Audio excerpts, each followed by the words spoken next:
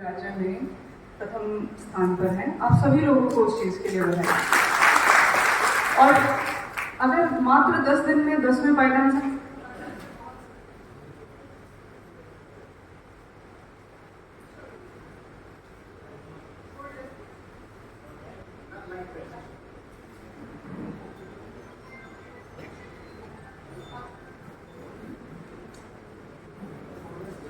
आ सकते हैं, तो आप सोचिए कि आप लोगों के अंदर पोटेंशियल कितना है। सिर्फ इच्छा शक्ति या शायद प्रायोरिटाइजेशन जिसको बोलते हैं कि आप अपनी प्रायोरिटीज जिसको मान बैठते हैं, उसमें आप बहुत दिलो जान से मेहनत करते हैं और आप उस लक्ष्य को पा भी लेते हैं। तो आप सोचिए कि अगर आप जैसा कि मैडम विजयलक्ष्मी जी ने यहाँ से आप लोगों के साथ आह्वान किया कि क्या हम ये सुनिश्चित कर सकते हैं कि हमारा जिला शिक्षा के स्तर पे भी प्रथम स्थान राज्य में हासिल करे, तो क्या हम ये लोग इस चीज़ का प्रण कर सकते हैं?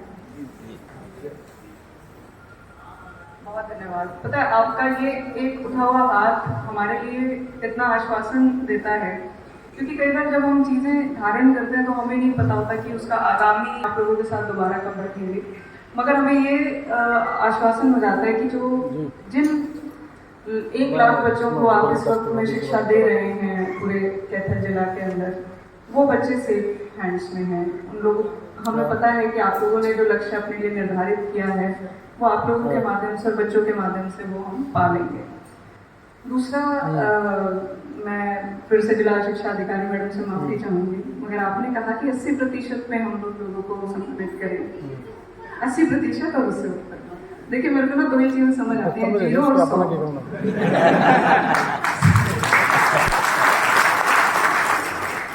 100 से नीचे सब कुछ 0 है, ठीक है। तो मुझे चाहिए कि मेरा हर बच्चा पास हो। अगर हम आप जैसे शिक्षकों के साथ भी ये सुनिश्चित नहीं कर पा रहे कि अगर मेरा हर स्कूल आ रहा है तो कहीं ना कहीं कुछ कमी है, मानते हैं ना आप लोग? अगर हम सिर्फ 80% बच्चे ये सुनिश्चित कर पाएंगे कि 33 नंबर आ रहे हैं और वो 20% बच्चे फिर से समाज में आकर के बुराइयों को धारण करेंगे, कुरीतियां धारण करेंगे, कुछ क्रिमिनल्स हो जाएंगे, कुछ बेरोजगार हो जाएंगे, कुछ किसी भी तरह से समाज में जो उनका दायित्व है उसको निर्वहन करने के लायक नहीं बन पाएंगे, तो फेलियर किसका है? बच्चे का थोड़ी है। इस सभा में बैठे हर व्यक्ति का फेलियर है वो। तो प्लीज हम अपने लक्ष्य को जो 10 मिनट पहले हमने निर्धारित किया उसको थोड़ा सा रिवाइज करेंगे। हमें 100% पे जाना है। हमें सिर्फ हमारा 10वीं क्लास का बच्चा, 12वीं क्लास का बच्चा और नर्सरी से लेकर के 12वीं तक की शिक्षा में 100% अपने आप को पास महसूस करे, क्योंकि जो बच्चा फेल होता है ना उसका कॉन्फिडेंस इतना डाउन हो जाता है कि उसको आगे लाने के लिए आप लोगों को डबल ट्रिपल और पता नहीं कितनी गुना मेहनत करनी पड़ती है। तो आप लोगों ने ये सुनिश्चित करना है कि जहाँ पे भी आपने जिस भी कक्षा को आप पढ़ा रहे हैं, कितना ही कमजोर से कमजोर बच्चा है, आपके सिर्फ प्रेम और प्यार से सिंचाई करोगे ना आप उसकी, तो वो बच्चा 100% बच्चों में शामिल हो जाएगा। तो आप लोग प्लीज इस चीज को अपना सुनिश्चित करेंगे।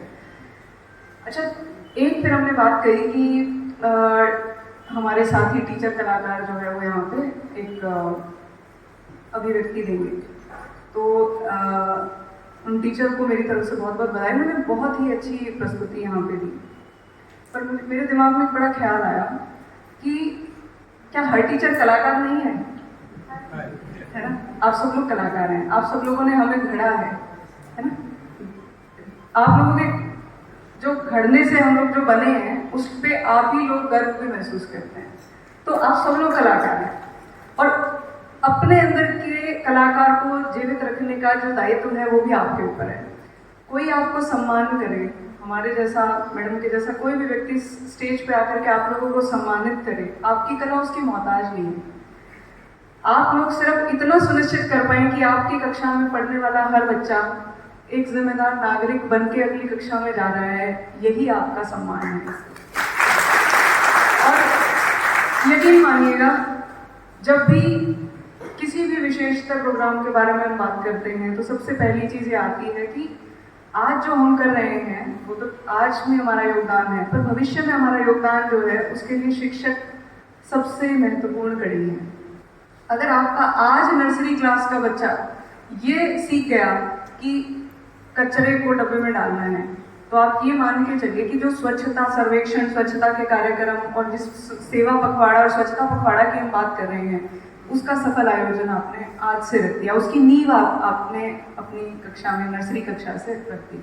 और आप शिक्षक हैं, आप लोग अपने बच्चों को, जो आपके खुद के बच्चे हैं घरों में, उनको आप लोग सिखाते हैं, कितनी अच्छी अच्छी बातें सिखाते हैं कि स्कूल कोई घर में बड़ा आता है तो कैसे पैर छूने हैं, या साफ सफाई का कैसे ध्यान रखना है, प्रकृति को कैसे महत्व देना है। यही चीज़ें तो हमें अपने स्कूल में पढ़ानी है ना, यही चीज़ें हमें उनको बतानी है। वो 2 जमा 2 4 हो सकता है, पहली क्लास में ना सीख जाए, वो दूसरी में सीख जाएगा, तीसरी में सीख जाएगा। IQ है ना, IQ हर बच्चे का अलग अलग है। मगर ये तो बड़ी एक सिंपल सी बात है कि आपने डस्टबिन लेकर के क्लास में 5 मिनट के लिए बैठना और हर बच्चे को पूछना है कि ये जो पड़ा हुआ कागज है, या ये जो आपने खाना खा करके फॉयल रखी है, इसका क्या करना है। आप इसको वापस घर लेके जाओगे, डब्बे में निस्तारण करोगे, या यहीं फेंक के चले जाओगे अगले दिन आया के वेट में कि वो आकर के आपको सफाई करके देंगी क्लासरूम की। बहुत छोटी छोटी चीज़ें जिनको आप दिखा सकते हैं। जब आप दिखा देंगे उन बच्चों को, तो बच्चे में ना टीचर का डर और प्रेम दोनों ही सबसे ज़्यादा होती है। वो एक बार के लिए अपने पेरेंट्स को ये कह करके आ सकता है कि आप जो बोल रहे हो पीढ़ी का डिफरेंस आ गया है, मगर जब टीचर बोल के भेजता है ना, तो बच्चा जाकर के एक बार जरूर ये सोचता है कि वापस जाकर के डांट पड़ेगी, इससे अच्छा मैं ये काम कर जाऊं। और वो डांट के चक्कर में जो आप लोग उसकी आकृति दे देते हो, वो बेस्ट है, और वो आपको, मेरा निवेदन है कि आपको करनी है। क्योंकि सिर्फ पढ़ाई के साथ साथ अगर आपने बच्चे का ये निर्माण नहीं किया कि वो कैसे जिम्मेदार नागरिक बनेगा, कैसे वो अपने कर्तव्यों का पालन करेगा, कैसे वो अपनी ड्यूटीज पे पहले बात करेगा, वो चीज़ अगर आपने सुनिश्चित कर दी, तो हम समझेंगे कि आप और हम जब भी इस धरती से रुखसत होंगे, हम अपना योगदान संपूर्ण रूप से दे चुके होंगे। अब एक और छोटी सी बात करते हैं। हमने क्या कहा कि जो चीज़ आप हैं, वो चीज़ आगे हमारे आने वाले